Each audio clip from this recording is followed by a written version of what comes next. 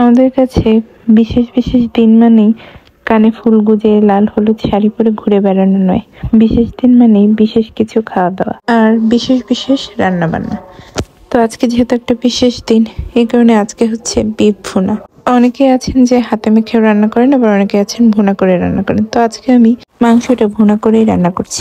আর normally যে মশলাগুলো ব্যবহার করে কম বেশি সবাই জানেন, সেটাই করছি। মশলাটাকে ভালো মতো প্রথমে কষিয়ে নিচ্ছি। আর এখানে একটা টিপস আপনাদের সাথে শেয়ার করি, সেটা হচ্ছে আদা রসুন ব্যবহারের ক্ষেত্রে চিকেনে আদা বাটা কম, রসুন বাটা বেশি দিতে হয়।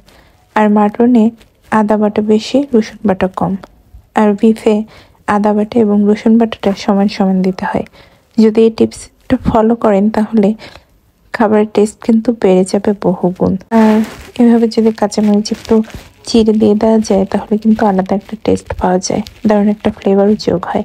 আর আমি কিছু গোটা রসুনও দিয়ে দিয়েছি, এগুলো খেতে কিন্তু বেশ ভালো লাগে।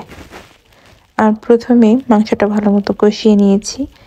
আমি কিন্তু প্রথমে কোনো পানি যোগ করিনি, এর মধ্যে থেকে যে পানিটা বের হয়েছে সেটা দিয়ে ভালো মতো কষিয়ে নিয়েছি। পানিটা যখন শুকিয়ে গেছে, ভালো মতো কষানো হয়ে গেছে, সে পর্যায়ে গরম পানি যোগ করছি পরিমাণ মতো, যাতে করে মাংসটা ভালো মতো সেদ্ধ হয়ে যায়। সময় বাঁচাতে চাইলে প্রেশার কুকারে কয়েকটা সিটি মেরে নিতে পারেন, এতে করে খুব তাড়াতাড়ি রান্নাটা হয়ে যাবে।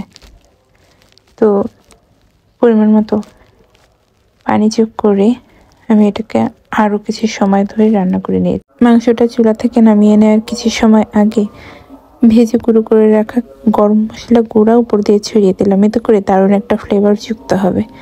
আর যখন ঝোলটা এরকম টেনে আসছে তখন কিন্তু আমার মাংসটা রেডি।